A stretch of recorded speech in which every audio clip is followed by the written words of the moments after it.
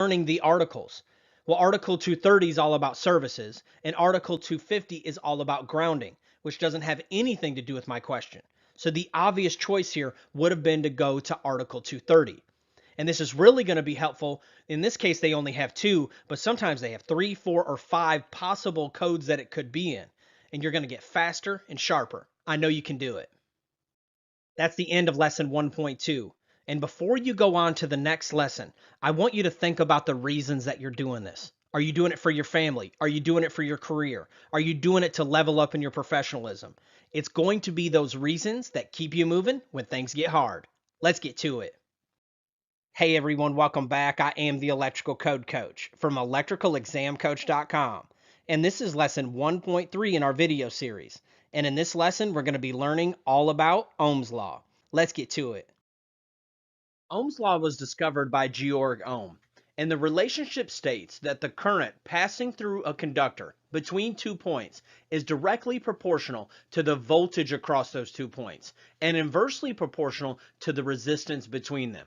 Now that sounds like a mouthful, but we're going to break it down piece by piece and see how it's relevant and fundamental to our getting our license or certification.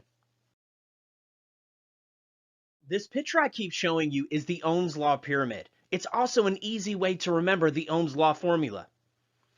Does anyone know what the E stands for? That's right, it's electromotive force. It refers to the potential difference generated by a source of electrical energy, such as a battery or generator. It's the electrical pressure that pushes or pulls the electrons through the circuit. And just remember, when you're dealing with this Ohm's Law pyramid, that the E stands for voltage. Does anyone know what the I stands for? That's right, the I stands for electrical current, and it's the rate at which the electric charge flows past a point in the circuit. The standard unit of electrical current is the ampere, often shortened to amp, and we're going to call it an amp throughout the rest of our program. The amount of electrical current refers to the quantity of charge passing through the circuit per unit of time. So there's a whole lot of electrons. It's a very large number, but we've all agreed that 1 amp is 1 amp, and that's how we deal with it in amps or smaller or much larger, as we're going to learn throughout the program. But just remember in this relationship that the I stands for current. Does anyone know what the R stands for? That's right, it's electrical resistance. And it is a property of a material or a component that quantifies how it resists or opposes the flow of electric current. And it's usually measured in ohms. It's letting us know how much it's resisting that electrical flow that we're trying to produce with the voltage, which is also going to affect the amperage that flows through the circuit. All three of these are directly related together. Remember that the E stands for voltage, the I stands for amperage, and the R stands for resistance. All right, let's put this all together. The picture I keep showing you is a formula, and it's an easy way to remember this relationship. We have E on top of a division line, and then down below it is the I and the R. Now they're smushed together, and that would be implied multiplication. But just to make it easy to understand while we're laying the basics here, I went ahead and put the multiplication sign in between it. And what this relationship is saying is that as long as we know any of the two, we can always find the unknown. Now, if you're like me, I don't like a ton of math, but thankfully all the math in this program is 6th grade math. If I can do it, you can do it. Trust me. And what this relationship states is that I know if I know any of the two, I can always solve for the unknown. If I know I and R, I can just multiply. If I know E and R, I can just divide and it'll let me know what I is. If I know I and E, I can just divide and it'll let me know what R is. And we're going to break this down piece by piece and show you that you can do it. Let's imagine that we have a 120 volt circuit with a 10 amp draw. What is the resistance on this circuit? Well, what I love about formulas is you just plug in what you know. Draw it exactly how it looks. I put my 120 on top. I know my current.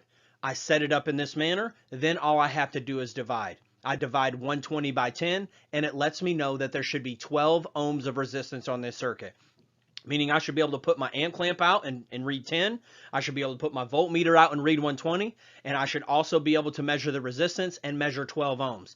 If I don't have that, there's something wrong. There's something failed, there's something broken, there's something disconnected, there's something causing more resistance that's gotten in the circuit. It's really great for troubleshooting.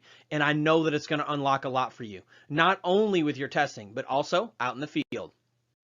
In this case, we have a 120 volt circuit with 12 ohms of resistance on it. What is the amp draw on this circuit? Well, what I love about formulas is we just plug in what we know. We know we have 120 volts. We know that we have 12 ohms of resistance. And we're going to look at this like a division line. We just take 12 and divide up into 120. We set it up like this. 120 divided by 12 equals 10. That lets us know that there should be 10 amps of current on this circuit. Finally, we have a circuit with 10 amps on it and 12 ohms of resistance. What is the voltage? Well, we plug in what we do know. In this case, we're solving for E, and we know that we have 10 amps and 12 ohms. Now all we have to do is follow our Ohm's law pyramid and multiply this out. We take 10 multiplied by 12 equals 120. So E equals 120. Great job. All right, let's do some Ohm's law practice. You can do it. I'm going to go a little bit slow here, so if you want to pause the video and try it on your own, you can. We have 120 volts. We have 16 ohms of resistance. What is the current? That's right, it's 7.5 amps. All we had to do was take 120 divided by 16, and that lets us know that we have 7.5 amps on this circuit. We have 120 volts. We have 15 amps. What is the resistance on this circuit? That's right, it's 8. Great job. All we have to do is take 120 divided by 15, and that lets us know that there is 8 ohms of resistance on this circuit. We have this scenario, and we're solving for voltage. We have 4 amps and 69.25 ohms of resistance. We take and multiply that out, multiply 4 multiplied by 69.25, and that lets us know that we have 277 volts on this circuit. Great job. Now let's learn about another relationship, and that relationship is called pi. And I don't know if you're like me, I love a good piece of pie. In this equation, we know that the I stands for amps and the E stands for voltage, and this equation is saying I times E equals P. But what does the P stand for? That's right, it stands for electric power. Electric power is the rate of energy consumption in an electrical circuit. The electric power is measured in the unit of watts. And this is true on our side of the tracks, that 75 watts is equivalent to 75p. Just like we set up our previous formula like this, we're going to set this one up like this. And I like to think of pi, P-I-E. Makes it easy for me to remember. And just like in the other formula, as long as we know 2 of the 3, we can always solve for the unknown. Let's give it a try. In our first scenario, we have a 1200 watt load on a 120 volt circuit. What will the amp draw be? Well, we just plug in what we know. We know the wattage, and we also know the voltage, and we're trying to solve for the current. And just like in the previous formula, all we have to do is divide. So we divide it out, and we end up with 10 amps. We have a 1200 watt load with a 10 amp draw. What is the voltage? Well, let's plug in what we know. We know our wattage and our amperage, and all we're looking for is to solve our voltage. So we divide and we get 120. And if we have a 120 volt circuit with 10 amps on it, what will the wattage be? That's right, all we have to do is multiply it out. And when we multiply 10 by 120, that equals 1200 watts. We're going to need to be very familiar with this for the rest of the program. We're going to have to convert back and forth between watts, kilowatts, back down to amps, and everything in between to be able to pass our examination. That's the end of lesson 1.3. I am the electrical code coach, and my bargain is that these videos will add value to you, and you will in turn add value to others. Let's get to it. Hey everyone, welcome back. I am the electrical code coach from electricalexamcoach.com. This is lesson 2.2 in our video series. and we're going to be diving into Article 220 load calculations. And just to clarify what we're doing, we are calculating the demand on a home in order to be able to size the main breaker, the wire, the pipe, the service, and everything that goes along with it. But before we can size all that, we have to know what is the demand on this home. And that's what we're going to be learning over the next few video lessons. Article 220 is broken down into 5 sections. The first one is general requirements. The second one is branch circuit load calculations. The third one is feeder and service load calculations. Part 4 is optional feeder and service load calculations. And Part 5 is farm load calculations. We're going to take you through each one of these piece by piece, except for farm load calculations. The odds of you ever being tested on that are very slim. And if you are, you'll be able to apply everything that I am going to teach you and roll it into a farm load calc. In Article 220 calculations, we're going to be able to round up or down. We're going to round up to the nearest whole number when it's 0.50 and above. And we're going to round down and drop it when it's 0.49 or below. I want to let you know, though, that we're only going to do it one time at the end of the calculation. You're not going to be rounding up and down in between each piece, or you'll definitely end up with the wrong answer.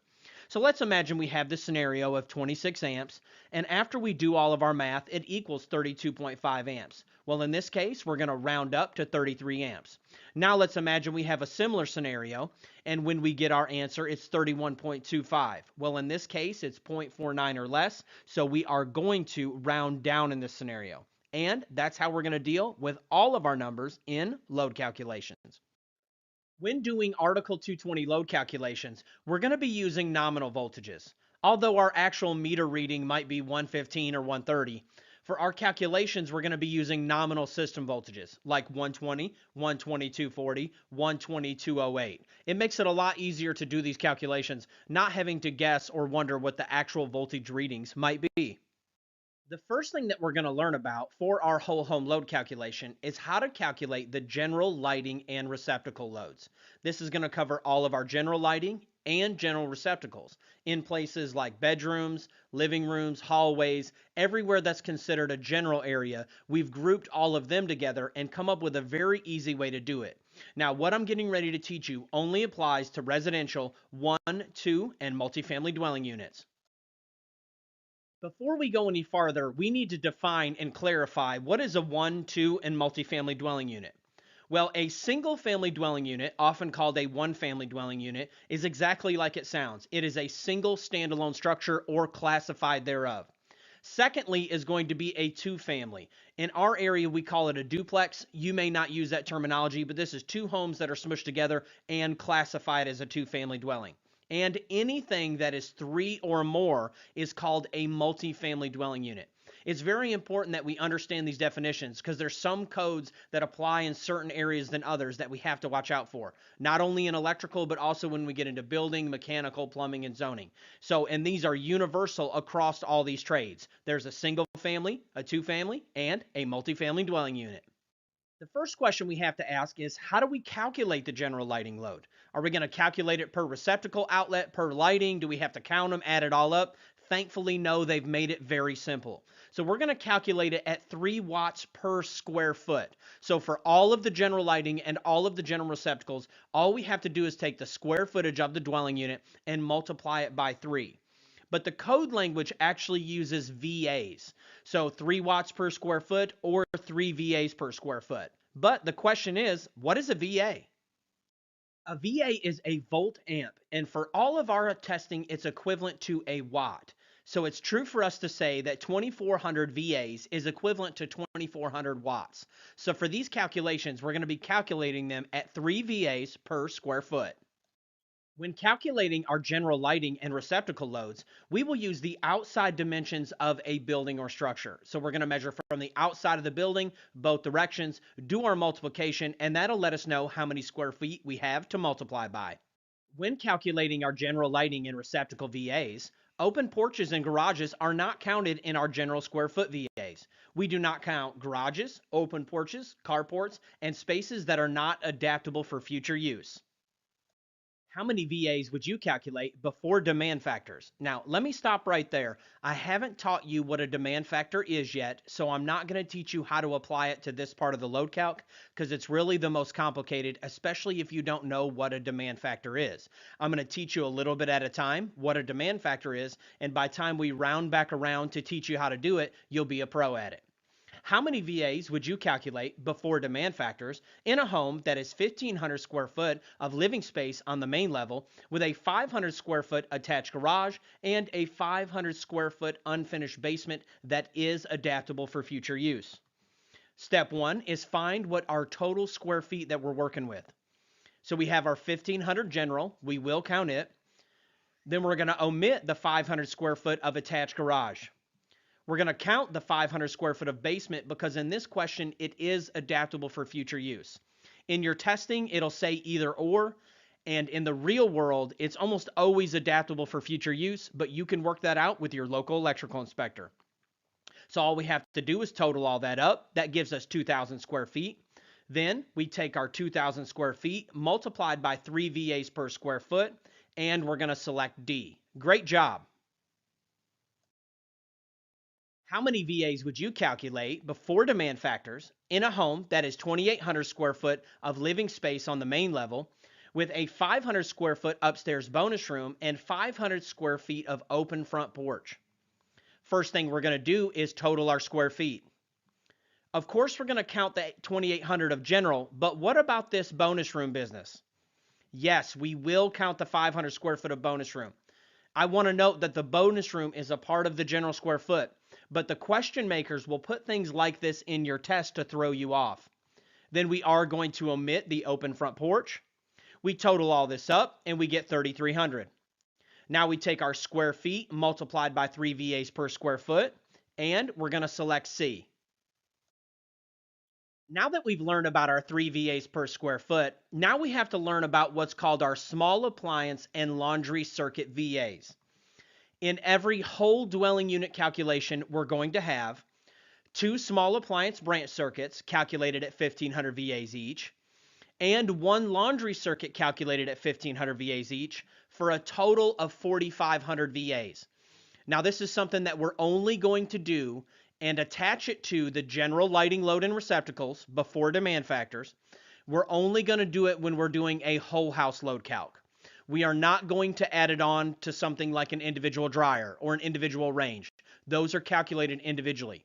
This is only when we're doing a whole home load calc. And once we start doing them, I will make sure to reiterate to you so you understand when and how to apply this.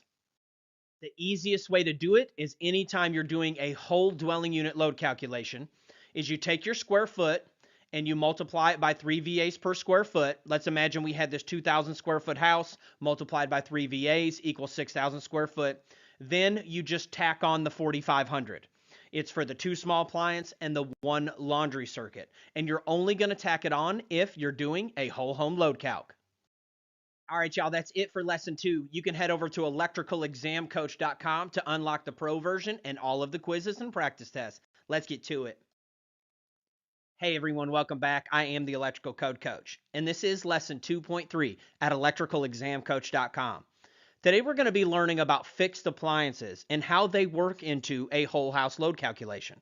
Fixed appliances include things like dishwashers in this picture, but it also includes things like garbage disposals, water heaters, central vacuum systems, and microwaves, and pretty much any other appliance once it's fixed.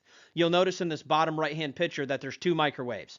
One is not fixed, and the other one is fixed. And when you fix it to the wall or fix it so it can't move, either with plumbing or mechanical vents or anything else, it now becomes a fixed appliance. And there's a special way that they calculate them when doing a whole home load calculation.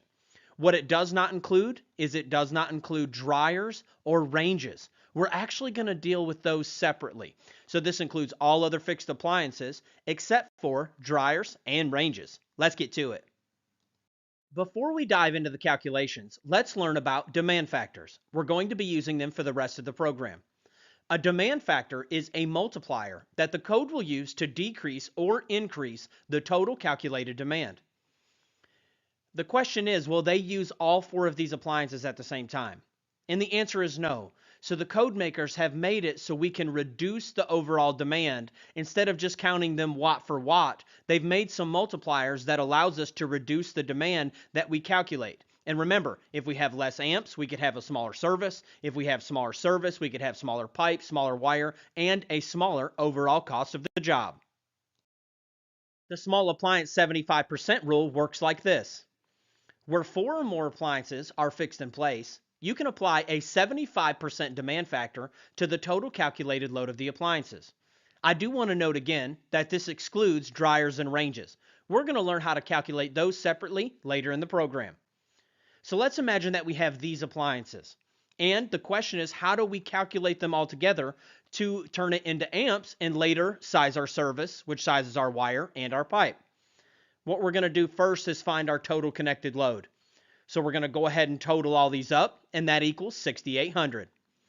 Then we're going to stop and check for demand factors. Step 1 in all load calculations is to get the total connected load. Then we're going to check for demand factors. And in this case, we can apply the 4 or more 75% rule. We take 6,800 multiplied by 0.75, and that gives us a new reduced load of 5,100 watts. And that's what we would take and add to our whole home load calculation. How many VAs would you calculate for a single family dwelling that has the following appliances: a 4,200 VA water heater, a 1,000 VA disposal, and an 1,100 VA dishwasher? First, we're going to find the total connected load. We total all that up, it equals 6,300 VAs. Now, we check for demand factors. In this case, we only have 3 appliances, so the 4 75% rule does not apply, and all we have to do is take our total. I do want to note that one of the 4 choices was as if you had incorrectly applied the 75% rule. In this case, because we only have 3, we don't apply any demand factor at all, and we take the total connected load at 6,300. Great job. How many VAs would you calculate for a single family dwelling in Dallas, Texas that has the following appliances: a 4,200 VA main water heater, a 3,500 VA additional water heater for the basement, a 1,000 VA disposal, and an 1,100 VA dishwasher? First, we're going to find our total connected load. We take and total it up, and it equals 9,800. Now, we check for demand factors. Sure enough, we have 4 or more fixed appliances, so we can apply the 75% rule. We take 9,800 multiplied by 0.75. That gives us a new reduced load of 7,350 VAs.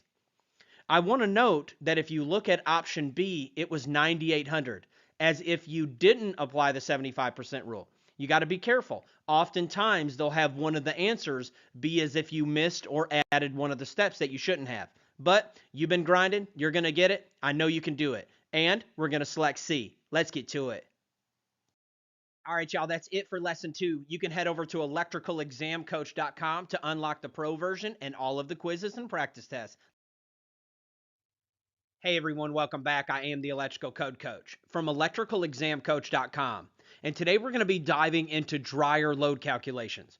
We're going to be in section 220.54 and looking at table 220.54. Let's head there now. When we get to table 220.54, we're always going to read our black bold heading to make sure we're in the right table. Great, I feel like we are. We're going to start on the left-hand side and find our number of dryers. Then we're going to use a straight edge and come over and find our demand factor in percentage. I want to make an important distinction at this point in the program. You have to be very careful with these titles right here. Sometimes they're listed in a replacement value and it just says demand. And in other tables, it'll say a demand factor in percentage. And we've learned that that is just a multiplier. Section 220.54 lets us know that dryers must be calculated at a 5,000 VA minimum or the nameplate rating, whichever is greater. Now, let's learn what a nameplate is. Equipment nameplates. A plate mounted on the equipment or engraved in the equipment that is stating its voltage, amperage, horsepower, and or its wattage. Now, it may only have a few of these, but as we've learned in previous lessons, we can apply Ohm's law to find the unknown. Now that we're dealing with larger wattage appliances, we want to make something clear before we move on. We remember that 1 VA is equivalent to 1 watt, But what is a kVA? In our testing, it's the same as a kW, which is a kilowatt, which equals 1,000 watts. So it's true to say that 1 kVA is 1 kW for all of our testing. Now let's imagine that we have a dryer, and this dryer is a 5 kW. Well, it's also true to say that it's 5,000 watts. And at the same time, if they say that it was 5 kVA, it's also true to say that it's 5,000 VAs. Let's practice converting back and forth very quickly. Let's go from kVA to VA. So if we had 5 kVA and we wanted to go to VA, all we would have to do is take and multiply by 1,000, and that would equal 5,000 VAs. And the same if we wanted to go from VA to kVA, all we have to do is divide by 1,000, and it'll convert it over to kVA. You'll get very familiar with this and won't have to do any multiplying or dividing, but if you ever forget, that's all that you have to do. What is the total VA load you would calculate for one dryer with a nameplate rating of 4,500 watts? First, we find the total connected load. For this, we know that we have to do a 5,000 minimum or the nameplate, whichever is greater. So the 4,500 is gone and the 5,000 remains. Now, we check for demand factors. For this, we're going to head to table 220.54. And we're going to find that 1 through 4 dryers, it's at 100%, meaning that there is no demand factor. And we just select A. Great job. What is the total VA load you would calculate for one dryer rated at 5,200 VAs? First, we're going to find our total connected load. We know that we have to do a 5,000 minimum or the nameplate, whichever is larger. In this case, the nameplate's larger, so we're going to select 5,200. Now that we have our total connected load, we're going to check for demand factors. For this, we head to table 220.54. When we get there, we find that for 1 to 4 dryers, it's calculated at 100%. There is no demand factor. And we're going to select C. What is the total VA load you would calculate for one duplex with one dryer in each unit and a nameplate rating of 4,800 watts per unit? First thing we're going to do is we're going to find the total connected load. We know that it's a 5,000 minimum or the nameplate, whichever is larger. So the 4,800 is out and the 5,000 is in. Then we have to multiply it by our 2 units, and that gives us 10,000. Now we check for demand factors. For this, we head over to table 220.54, and we're going to find that 1 through 4 ranges is calculated at 100%. And we're going to select A. What is the total VA load you would calculate for an 11 apartment multifamily dwelling unit with one dryer per unit and a nameplate rating of 5,000 watts? First, we're going to find our total connected load. We know that it's a 5,000 minimum or the nameplate, whichever is larger. We take our 11 units, multiplied by 5,000, and that equals 55,000 VAs. Now, we check for demand factors. We head over to table 220.54. When we get there, we find the demand factor for 11 is 47%. So we take our original load, multiplied by the demand factor, and that gives us a new reduced load of 25,850 VAs. And we're going to select C. Great job. What is the total VA load you would calculate for a 17 apartment multifamily dwelling unit with one dryer per unit and a nameplate rating of 5,000 watts? First, we're going to find our total connected load. We're going to use 5,000 minimum or the nameplate, whichever is larger. We take our 17 units, multiplied by 5,000 each, and that gives us 85,000 VAs. Now, let's check for demand factors. When we get to table 220.54, we're going to find that it's a 47% base minus 1% for each dryer past 11. So what we do is first have to figure out how many dryers we are past 11. We have 17 dryers minus the 11 base, and that lets us know that we're 6 past 11. Well, what this code is stating is that 47% was our base multiplier, and then what we're going to do is minus 1% for each one that we are past 11. We were 6 past 11, so we're going to take our 47% base minus 6, and that's going to give us a new demand factor of 41%. Now, all we have to do is multiply. We take our original load, multiplied by 0.41, and that gives us a new reduced load of 34,850 VAs. And we're going to select B. Great job. That's the end of lesson 3.1. I want to encourage you and let you know that you're doing a great job and that you can do it. You can head over to electricalexamcoach.com to unlock all of the features in the pro version, including flashcards and practice quizzes. I want to let you know that I offer coaching 100% for free. All you have to do is just email me at electricalcodecoach@gmail.com. Let's get to it. Hey everyone, welcome back. I am the Electrical Code Coach from electricalexamcoach.com, and this is lesson 3.2 in our video series. Today we're going to be learning about how to calculate ranges and cooking equipment and how they fall into the whole house load calculation. We're going to be in section 220.55. We're also going to be in table 220.55. Let's get to it. When we get to table 220.55, we're going to read the black bold heading at the top of the table to make sure that we're in the right table. Then, starting on the left-hand side, we're going to find our number of ranges. 1, 2, 3, 4, 5, and so on and so forth. Then we're going to notice that there's 3 different columns. They're really in 2 different groups. It's column A and column B are grouped together under the demand factor and percentage column. And the reason that's so important for us to watch out is because column A and column B are multipliers. They're actual demand factors.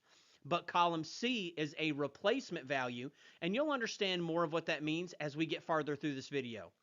Starting on the left-hand side in column A, this is when your individual range falls 3.4 or less kWs. In column B is when our ranges, the individual range itself, falls in between 3.5 and 8 3/4. Then column C is when our ranges are 8.76 through 12 kW. Then in the bottom left hand of the table, you're going to see some notes. And that's when we have a situation that doesn't fit into the normal table. And we're going to take it piece by piece. Let's get to it. How many VAs would you calculate for a 9 kW range in a single family dwelling? The first question we're going to ask is, what column does our individual range fall in? Well, ours is a 9 kW, so it's going to fall into column C because it's greater than 8.76, but not over 12. And column C is a replacement value. Now let's find our total connected load. On the left-hand side, we're going to find our number of ranges. In this case, it's 1. Then we're going to cross all the way back over to column C and find that our replacement value is 8 kW. Then, just to stay in practice, I want you to always be familiar with checking for demand factors.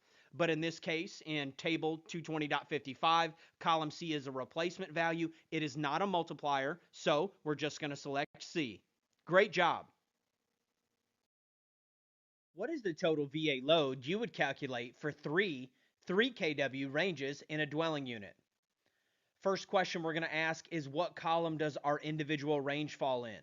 Well, ours is going to fall into column A because the individual range is 3 kW. So we know that we're going to be doing a demand factor. Now we can start from the beginning. First, find our total connected load. We take our 3 multiplied by 3 kW, and that equals 9 kW. Now we check for demand factors. We're going to start on our left-hand side of the table. We're going to find our number of ranges. Then we're going to come over and we're going to find our demand factor. And we find that the demand factor for 3 ranges in column A is 70%. Now all we have to do is multiply.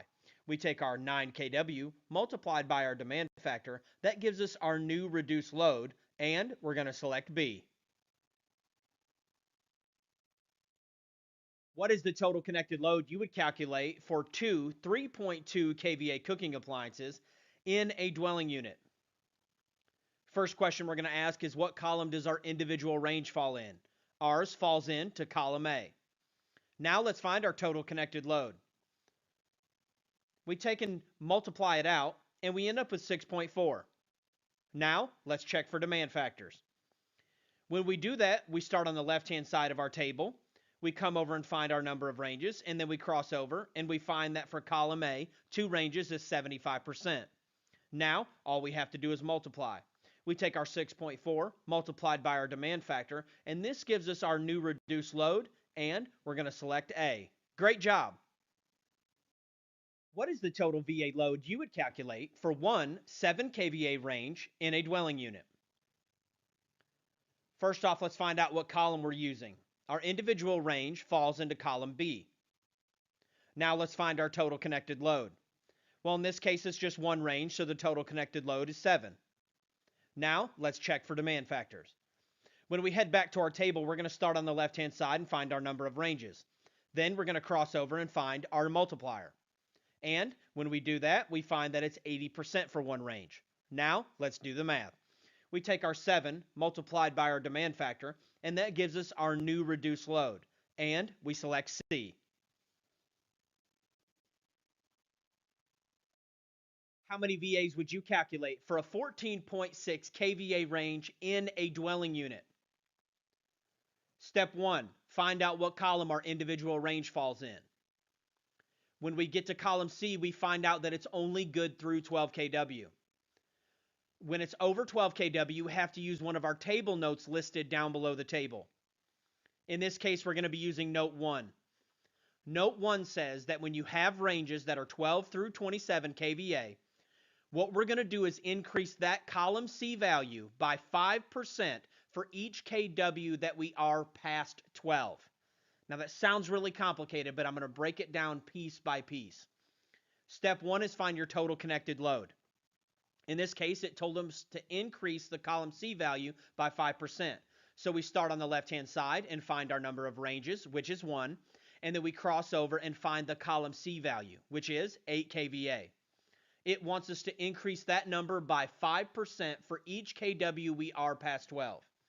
Well, we're 14.6 past 12. And what the code states is that you're going to increase it for each kW past 12 or major fraction thereof. That's just a fancy way of saying if it's 0.50 or greater, you're going to round up. If it's 0.49 or less, you're going to round down. Well, in this case, we're 0.6, so we're going to round up to 15 kVA. So we are 15, and we need to find out how many we are past 12. Well, to do that, we can do some simple math. We have 15. We need to minus the 12 base, and we have 3 left over. Then we need to take that 3 and multiply it by 5% for each one, which is a total of a 15% increase. We're going to take our original number from column C, and we're going to increase it by 15%, and that's going to give us 9.2 kW.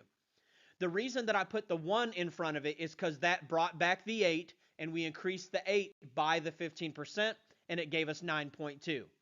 And we're going to select A. Great job. What is the total VA load you would calculate for a 3 kVA cooktop and 2 4 kVA wall-mounted ovens in a dwelling unit? First thing we're going to ask is what column do the individual ranges fall in? Well, in this case, we find that it falls into column A and B. This question is very simple. All you have to do is treat the column A ranges individually, the column B ranges individually, and then total them together. So what we do is we find our total connected load. The column A ranges is just 1, so it's 3 kVA.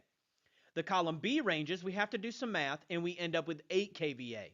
Now, we check for demand factors. We head back to our table, and we start on the left-hand side for our column A ranges, and we find the multiplier for 1, and then we start on the left-hand side and find our number of ranges for our column B ranges and find the multiplier, and we're going to find that they're 80 and 65% respectively. Now, all we have to do is do the math. We take our column A ranges and do the math, take our column B ranges and do the math, but then we can't forget to total them back together, and we're going to select A. Great job. Hey everyone, welcome back. I am the Electrical Code Coach from electricalexamcoach.com. Today we're going to be calculating HVAC/VAs for our heating, venting, and cooling. The only code that we need to be familiar with is 220.60, and that's talking about non-coincidental loads. Let me explain what I mean. Usually in a typical house, you're not going to be running the heating and the cooling at the same time. So the code has made provisions for our whole house load calc that we only have to count the larger of the two. Let's get to it. How many VAs would you calculate for an 18.2 amp air conditioner compressor with a 1.8 amp blower and a 10 kW heat strip rated 240 on a dwelling unit? First thing we're going to do is find our total connected load. Let's do our air conditioning first. We take our 18.2 amps and then we add it with the blower motor. That's going to give us 20 amps. Now to convert that over to VAs, all we have to do is multiply. 20 amps multiplied by the voltage gives us 4,800 VAs. Now let's do the heat. We have 10,000 to start with, but then we need to add the blower motor. Our blower motor is 1.8 amps multiplied by 240. That gives us another 432 VAs, and then we total the two together. Now we check for demand factors. There are no demand factors on this, and we will just select the larger of the two, and in this case, it's going to be the heat. We select C. Great job. How many VAs would you calculate for a 28.2 amp air conditioner compressor with a 3.2 amp blower motor and a 6 kW heat strip, all rated 240 on a dwelling unit? First, let's find our total connected load. Let's do our AC first. We take our amperages and we add them together. Then we need to take and multiply that by the voltage to convert it over to watts. And we end up with 7,536. Now let's do our heat. We know that we had 6 kW to start with. Then we need to add our blower motor. We take our blower motor at 3.2 multiplied by the voltage, and that gives us another 768 VAs. We total those two together, and we check for demand factors. There are no demand factors on this part of the code, so we're just going to select the larger, and in this case, we're going to select the cooling. Great job. That's the end of lesson 4.1. You can head over to electricalexamcoach.com to unlock the pro version and all of the practice quizzes. I'm here anytime you need me for free coaching. It's electricalcodecoach@gmail.com. Let's get to it. Hey everyone, welcome back. I am the Electrical Code Coach from electricalexamcoach.com, and this is lesson 4.2 in our video series. Now we're going to learn how to apply the demand factor to the general lighting load. At the beginning of the program, we learned that it was 3 VAs per square foot, and we had to add on the 4,500 VAs for our 2 small appliance and 1 laundry circuit. At the beginning of the program, I did not teach you about the demand factor for this because it's kind of complicated at face value, especially if you don't know what a demand factor is. But now that we're this far in the program and you are very familiar with using demand factors, I'm going to teach it to you now. And for this one, we're going to head to table 220.42. It's a very important table in our load calculation process. When we get to table 220.42, we always read the black bold heading to make sure that we're in the right table. And it says demand factors for lighting. Now, you can ask the question, if this is the 3 VAs per square foot, well, it includes receptacles. And you are correct. We are allowed to use this table for commercial lighting or any of the lighting in the following locations that we're getting ready to talk about. But we're also allowed to use it for the entire 3 VAs per square foot, plus the 4,500 that we tacked on for the 2 small appliance and 1 laundry. Using this table, we start on the left-hand side and find our location. The first one we find is dwelling units. Then we're going to find hospitals, hotels and motels, warehouses, and really important down here at the bottom, it says all others.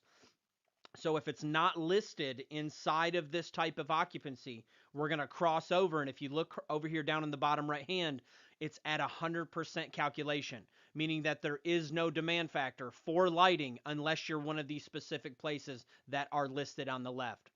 Then over here across the top, we find our demand factor. In this column, it's the portion of the VAs. And then in this column, it is the demand factor in percentage. We're going to break this down one piece at a time and learn how we apply the demand factor to the 3 VAs per square foot and the 4,500 VAs for the small appliance and the laundry circuit. Let's get to it. When looking at this table, we're going to see a multi-layered demand factor for dwelling units. Step 1, we're going to take the first 3,000 VAs at 100%. Step 2, we're going to take in between 3,001 through 120, which is technically just another 117,000 more. And that's how I'm going to refer to it for the rest of the program. We're going to take that percentage at 35%, and then we're going to take anything above and beyond that at 25%. Then step 3, we add them back together. We take the original 3,000 that we set to the side. Then we're going to take that new reduced load, add those two together, and that's going to give us our total load.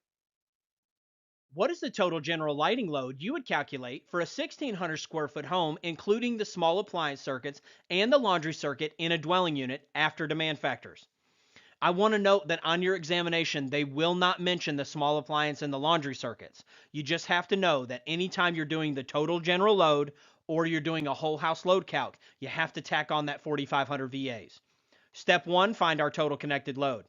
We're going to take our 1,600 square foot, multiplied by 3 VAs per square foot, and that equals 4,800 general square foot VAs. Now we need to tack on our 4,500 for our 2 small appliance and 1 laundry circuits. Then we take that load and we check for demand factors. We head to table 220.42. We're going to take our first 3,000 at 100%. Then we're going to take that remainder at 35%. Then all we have to do is total the two back together. And we're going to select D. Great job.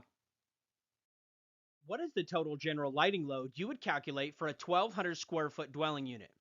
Notice that I took out all the pointers that we had in the previous slide. Anytime it asks for the total, you're always going to be applying a demand factor if there is one. And in every one of these type calculations, you're going to have the 2 small appliance and 1 laundry circuits. Step 1, find the total connected load. We're going to take our 1,200 square feet multiplied by 3 VAs per square foot, and that's going to give us 3,600 square foot VAs. Now we have to tack on our 4,500 for our 2 small appliance and 1 laundry circuits. 3,600 plus 4,500 equals 8,100. Now we check for demand factors. We head to table 220.42. Step 1, we're going to minus 3,000 and take it at 100%. Step 2, we're going to multiply that by 0.35. All we have to do now is add them back together, and we end up with a new reduced load of 4,785 VAs, and we select A. Great job. That's the end of lesson 4.2. You can head over to electricalexamcoach.com to unlock all the quizzes, flashcards, and everything else that comes with the pro version. I offer my coaching 100% for free. All you have to do is email me at electricalcodecoach@gmail.com. Let's get to it. Hey everyone, welcome back. I am the Electrical Code Coach from electricalexamcoach.com, and this is lesson 4.3 in our video series. And today we're going to be tying all these pieces together that we've been learning about the whole home load calculation. We're going to learn how to take our general, our fixed appliances, our dryer, our range, our HVAC, and turn it into our whole home demand. Let's get to it. What is the total VA demand you would calculate for a 1,600 square foot home with the following loads? Now, I know this looks daunting, but we're just going to take it one piece at a time. You've worked very hard up until this point, and I know you can do it. I want us to get used to laying out all of our calculations like this. On our piece of paper, write general, fixed appliances, dryers, ranges, and HVAC, and we're going to fill them in one at a time. Step 1 is to find our general lighting and receptacle loads. We're going to first find our total connected load. We take our 1,600 square foot multiplied by 3. That gives us 4,800 square foot VAs. Now we add on our 2 small appliance and 1 laundry circuit, which is 4,500. That gives us this total connected load of 9,300. Now we check for demand factors. Step 1, we're going to take the first 3,000 at 100%. We're going to take that remainder at 35%. Then we take the 2 and total them back together. And we're going to put that over here on the right-hand side.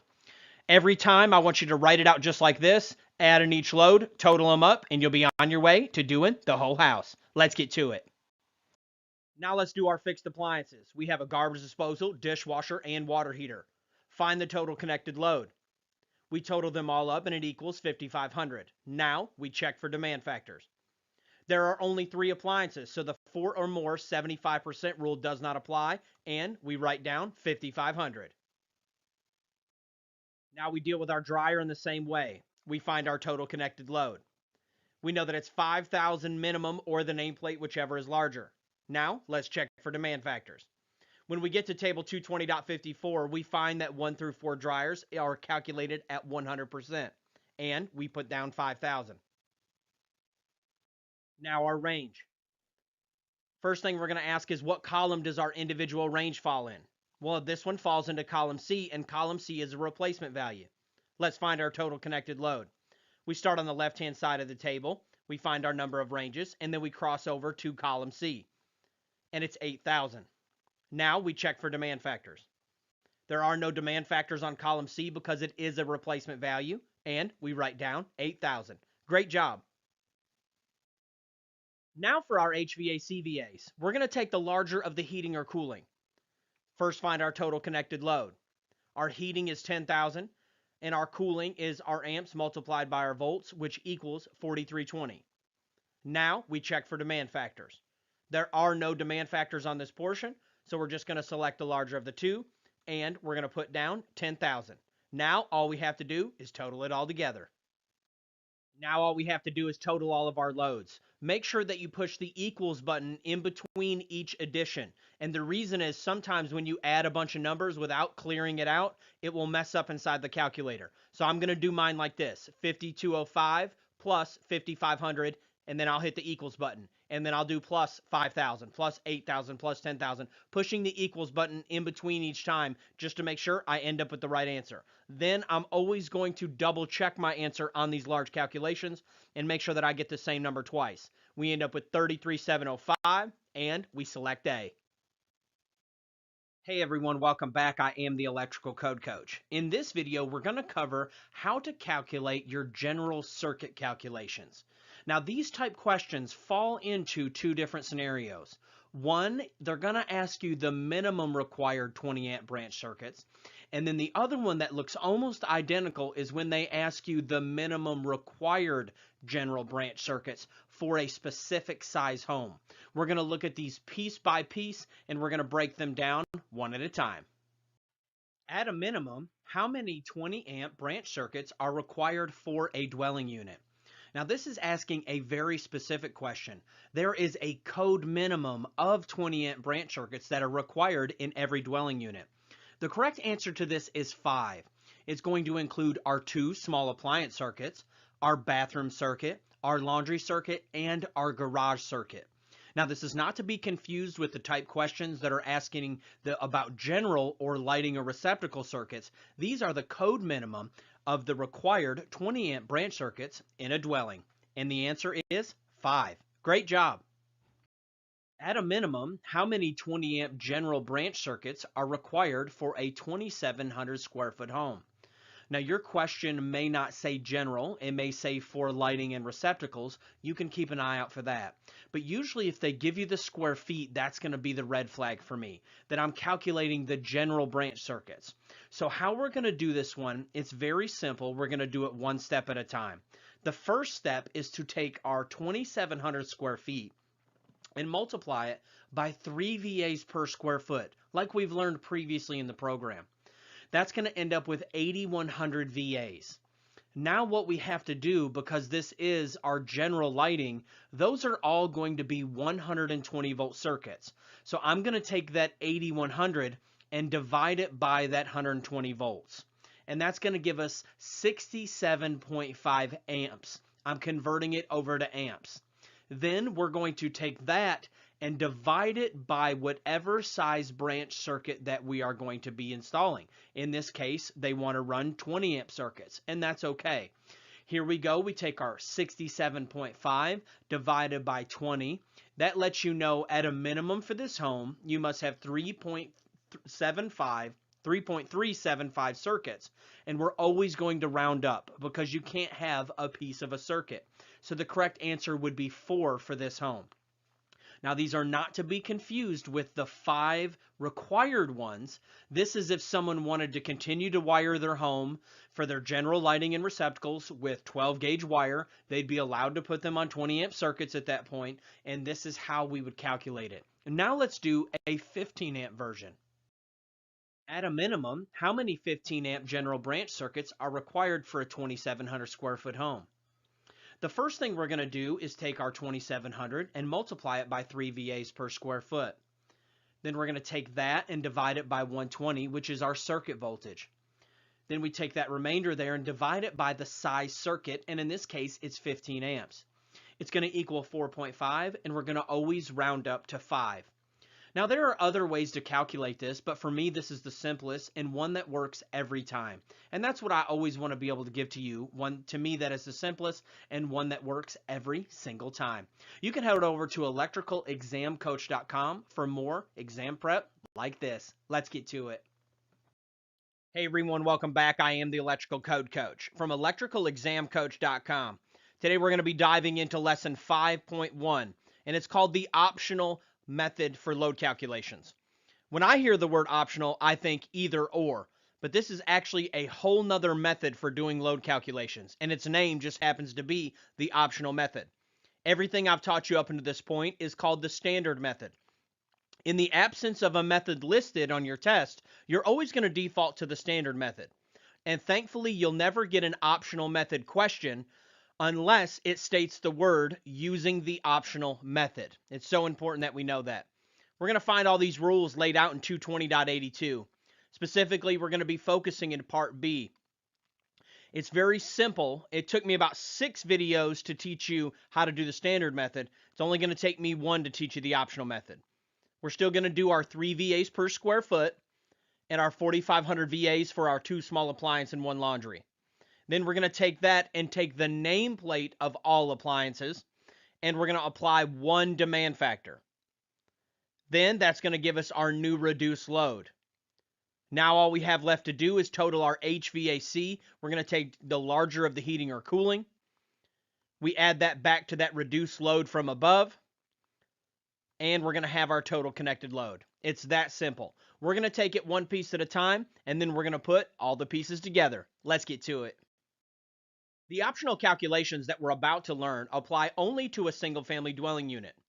The optional method for a multifamily dwelling unit is very similar, just uses different tables and different demand factors in a little bit different way, and we'll learn all about that a little bit later in the program.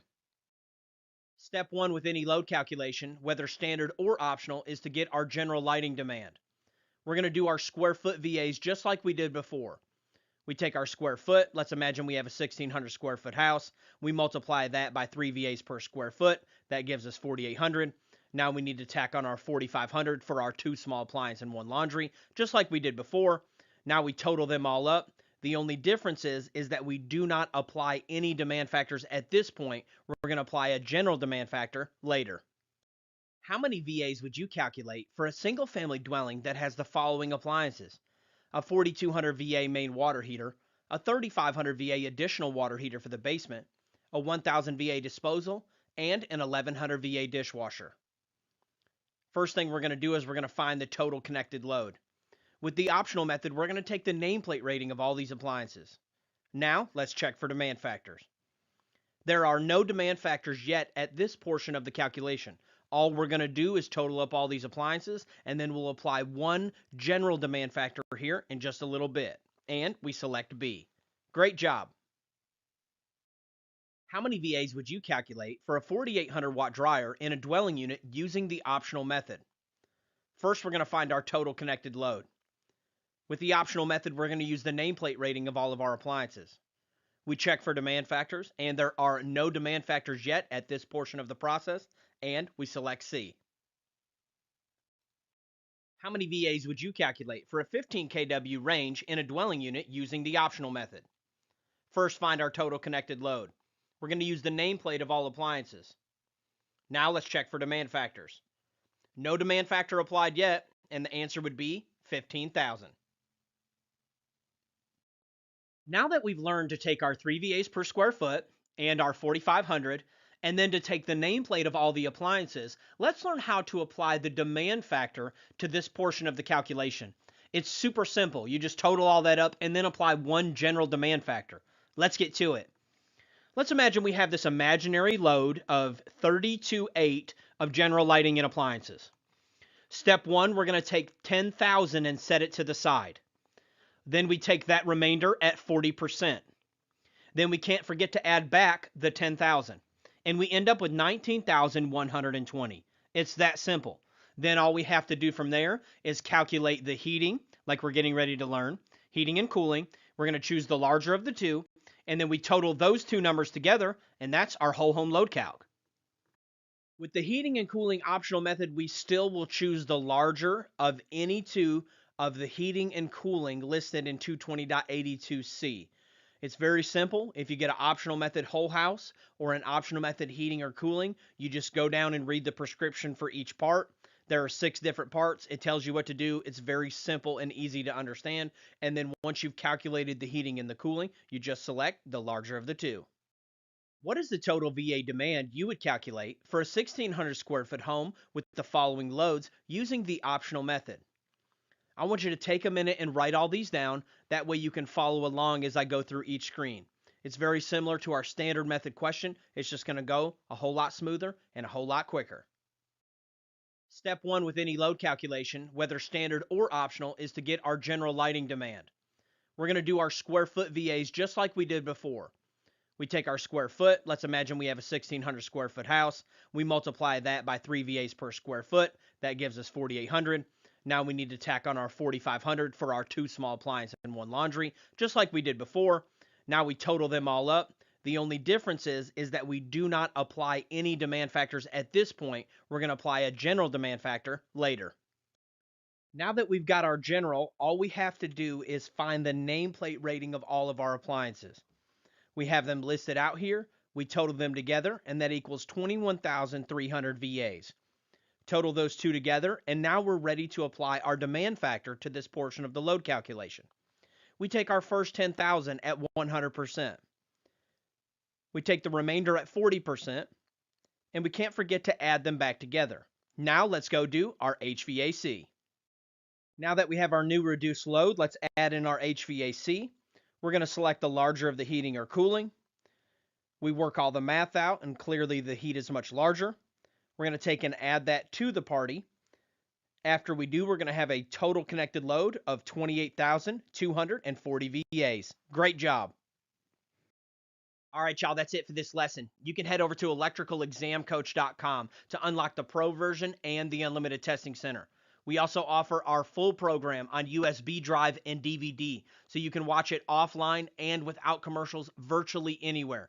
It also includes the MP3 files of all the lessons, so if you just want to listen to them as you drive down the road or while you're on the job site, you can do that. You can check out all that in the link in the description below. Most importantly, I want you to know that I offer 100% free coaching in life and in business. Just email me at electricalcodecoach@gmail.com. I just want to see you guys win. Let's get to it. Hey everyone, welcome back. I am the Electrical Code Coach from electricalexamcoach.com, and this is lesson 5.2 in our video series. We're going to be in section 220.14, and we're going to be doing a good overview and a great foundation of commercial load calculations. Later in the program, if you'd like to do some more obscure, more rare commercial load calculations, you'll have the opportunity to do that as well. Let's get to it. How many VAs would you calculate for 7 branch circuits where each branch circuit was dedicated for signs and outline lighting in a commercial building? Step 1, find our total connected load. For this, we're going to go to 220.14F, and it lets us know that for each circuit, it's going to be 1,200 VAs per circuit. We have 7 circuits multiplied by 1,200 equals 8,400 VAs. Now, let's check for demand factors. Anytime you're doing commercial lighting, you're going to go to table 220.42 if you're in the 17 or the 20, or table 220.45 if you're in the 23. Same table, different title. And when we get there, we're going to start on the left-hand side of this table, and we're going to look for our type of occupancy. It does not mention a generic commercial building. It only mentions dwelling units, hotels and motels, so on and so forth. So if your area is not listed, you have to go down to the bottom to all locations not specified below. Then we cross over and find out that there is no demand factor when you're dealing with this type of lighting, and we're going to select C. Great job. There are 2 25-foot sections of show window lighting in a bookstore front in Johnson City. What is the branch circuit VA load that you would calculate? Step 1, we're going to find our total connected load. For this, we're going to head to 220.14G. It's going to let us know that it's 200 VA per linear foot. We take our 50 feet multiplied by 200 VAs each. That's going to give us a starting connected load of 10,000 VAs. Now, we check for demand factors. We're going to head over to that same table, and we're going to look for our type of occupancy here on the left. And we're not going to find it. We're going to find that we cross over and that it's 100%, so there's no demand factor applied, and we're going to select B. Great job. For commercial occupancies, what is the calculated receptacle outlet load per yoke? First, we're going to find our total connected load. For that, we're going to head to 220.14I, and it's going to let us know that it's 180 VAs per yoke. But the question is, what is a yoke? This is a yoke. Starting on the left-hand side, it's also a device strap. It's what holds all the pieces together. What this code is stating is that whether we have a single, a duplex, or even this old school triplex here, each one of those would count as 180 VAs each. I like to think about it as each gang counting as 180 VAs. So if I have a single gang box, it's 180 VAs. If I have a two gang box and they're both containing receptacles on each side, it would count as 180 VAs per gang, and so on and so forth as you went to 3 and 4 gangs. Anytime you're dealing with a device strap, whether it has 1, 2, or 3 receptacles on it, it's 180 VAs per yoke. Now, let's check for demand factors. There are demand factors that are allowed to apply to a whole load calculation like this. Our question was just asking for how much per yoke, so we're not going to apply anything, but we're going to learn in the next question how to apply the demand factor to this portion of the calculation. And we select B. What is the total VA receptacle load you would calculate for a 25,000 square foot office building with 250 receptacles? First, we're going to find our total connected load. To do that, we're going to head to 220.14K if we're in the 17 or 20, and we're going to head to 220.14J if we're in the 2023. Same information, different name. Both of them state that we must select the larger of one or two. So we're going to do two different calculations and select the larger of the two. Part 1 says that you must calculate it at 180 VAs per yoke, like we learned before. And Part 2 says you must calculate it at 1 VA per square foot. Let's do our first one. We have 250 receptacles multiplied by 180 VAs each. That gives us 45,000 VAs before demand factors. Part 2 says we need to take it at 1 VA per square foot. So we take 25,000 square foot multiplied by 1. That equals 25,000 square foot. That portion of the calculation we're done, but that first part, there is a demand factor that applies to it. So we check for demand factors. That leads us to table 220.44 if we're in the 17 or 20, and table 220.47 if we're in the 2023. Same information, different title. When we get there, we're going to see it's very similar to table 220.42 and 220.45, depending on what code cycle we're in that we're going to start on the left-hand side, and it's going to tell us our portion of VAs, and then on the right side, it's going to tell us our demand factor in percentage. And this table is for non-dwelling unit receptacles. Let me break it down one step at a time. What this table tells us to do is to take our first 10,000 VAs at 100%. Then we take that remainder and multiply it by 0.50, and then we can't forget to add the two back together. We take the 10,000 that we set to the side, we take the new reduced load, we add them together, and we get 27.5, and we select B. Great job. Hey everyone, welcome back. I am the Electrical Code Coach from electricalexamcoach.com, and this is lesson 5.2 in our video series. We're going to be in section 220.14, and we're going to be doing a good overview and a great foundation of commercial load calculations. Later in the program, if you'd like to do some more obscure, more rare commercial load calculations, you'll have the opportunity to do that as well. Let's get to it. All right, y'all, that's it for this lesson. You can head over to electricalexamcoach.com to unlock the Pro version and the Unlimited Testing Center. We also offer our full program on USB drive and DVD, so you can watch it offline and without commercials virtually anywhere. It also includes the MP3 files of all the lessons, so if you just want to listen to them as you drive down the road or while you're on the job site, you can do that. You can check out all that in the link in the description below. Most importantly, I want you to know that I offer 100% free coaching in life and in business. Just email me at electricalcodecoach@gmail.com. I just want to see you guys win. Let's get to it. I'm going to start out with learning about calculating DC total resistance of series circuits. Now, this is a very basic DC fundamentals course. This is not a DC fundamentals course. You could teach an entire 10-week course on DC fundamentals. I really encourage you, get familiar with that in your career. I'm just going to teach you some basic things on some questions that you may face on your examination. If you look at this circuit here, they're both the same picture. If you look at it, you have the battery symbol there, and we're going to go with conventional flow, saying it flows from the positive through the resistors to the negative. Electron flow would be from the negative to the positive. But our example here shows it from the positive, going through the resistors, coming back, through the negative. We're going to learn how to calculate total resistance of DC circuits. We're also going to learn how to calculate voltage drop across the DC circuit. The total resistance of a series circuit is equal to the sum of the individual resistances. RT, which just means resistance total, is equal to R1 plus R2 plus R3, and so on and so forth, however many resistors you have. We have a 12-volt battery in this case. We have 3 ohms on R1, 3 ohms on R2. So this is going to give us an RT of 6 ohms. So RT is equal to the total of all the resistors.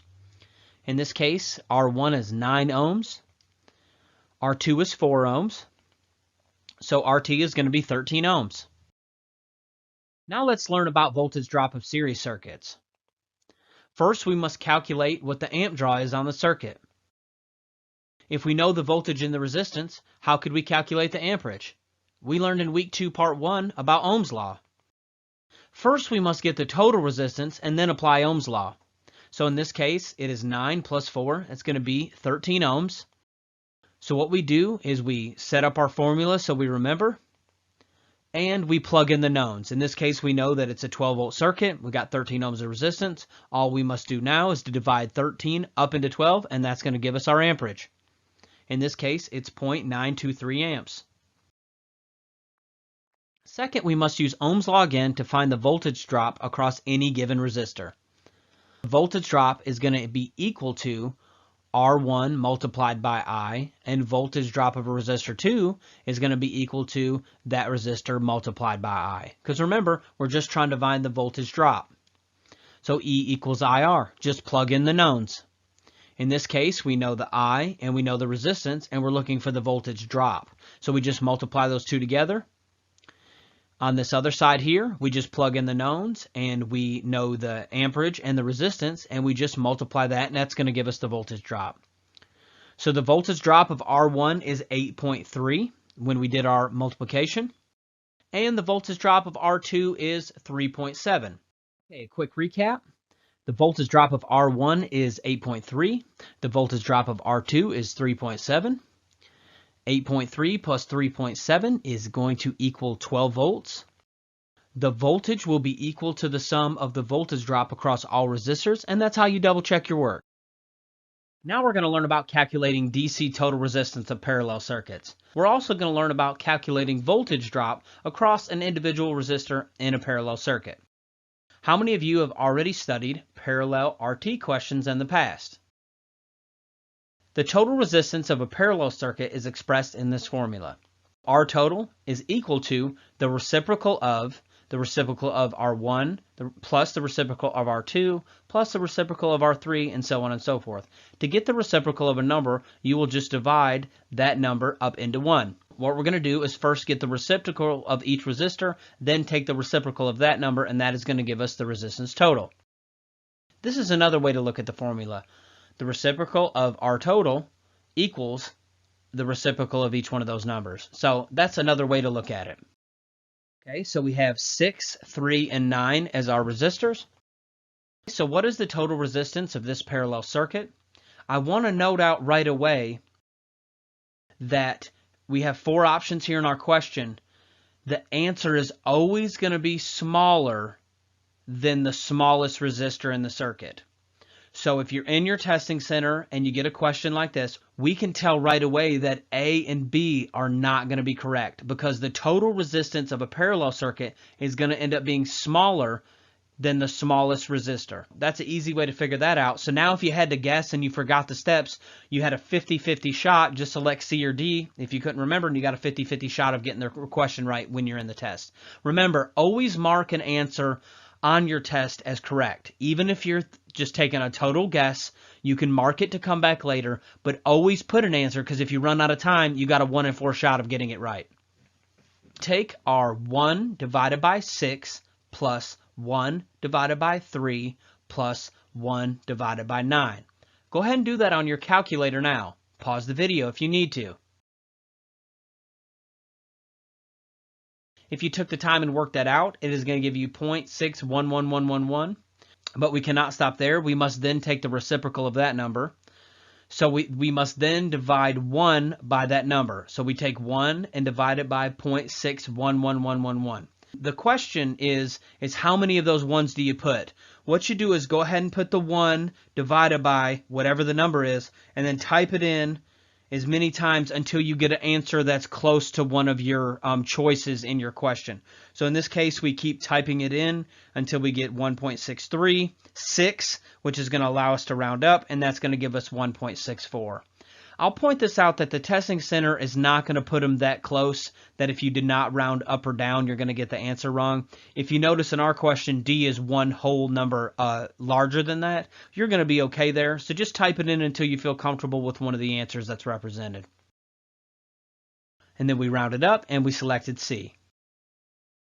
Let's do another one. What is the total resistance of this parallel circuit? We look right away and we see that our smallest resistor is 2, so we know right away that C and D are incorrect. It's going to be either A or B. So let's move forward. So we take 1 divided by 2 plus 1 divided by 8 plus 1 divided by 10. We cannot stop there. We must then divide 1 by that number. That is going to give us 1 divided by 0.75. And that is going to give us 1.3793. We're just going to round up to 1.38. If you have chose to go with our testing center, we're going to have these questions on there. We also have detailed answers on how to work through the questions. Hey everyone, welcome back. I am the Electrical Code Coach from electricalexamcoach.com. And this is lesson 5.4 in our video series. And in this lesson, we're going to be learning all about voltage drop. Let's get to it.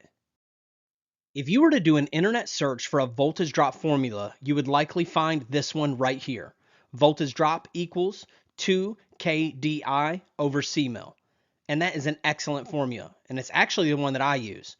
But I've rearranged it so it's easier to remember. I do it like this. 2 kid over C mil. Easy to remember and easy to plug in. And what this is, just like previously in the program, this is implied multiplication.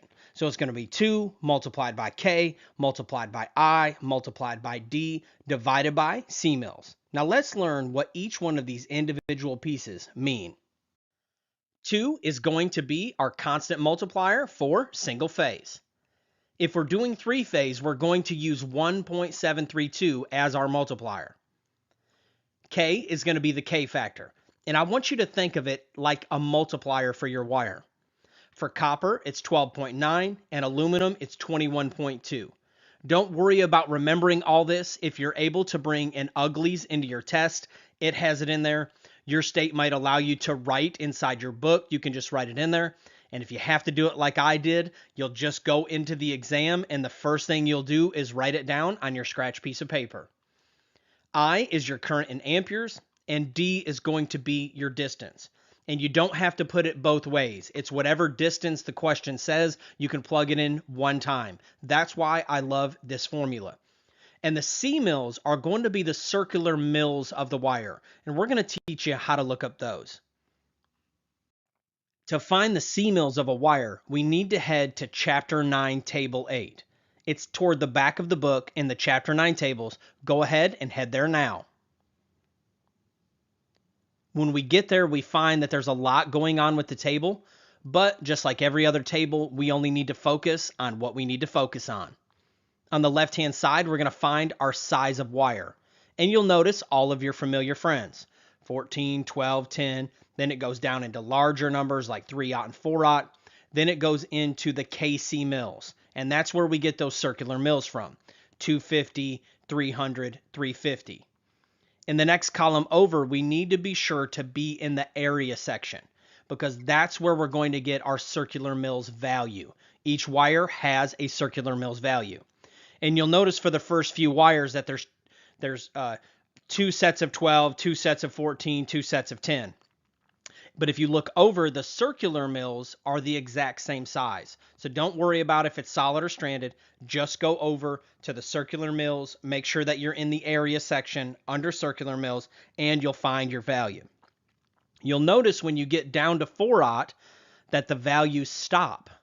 And the reason is because the left-hand side of this table, the 250, 300, and 350, are already showing you what the circular mils are in KC mils. So we have 250,000, 300,000, 350,000. So once you get past 4/0, you're going to get into 250, 300, 350, and all you have to do is add on the 3 zeros. What is the voltage drop of a 200 amp circuit using 4-aught copper conductors that is 225 foot long on a 120 240 volt system?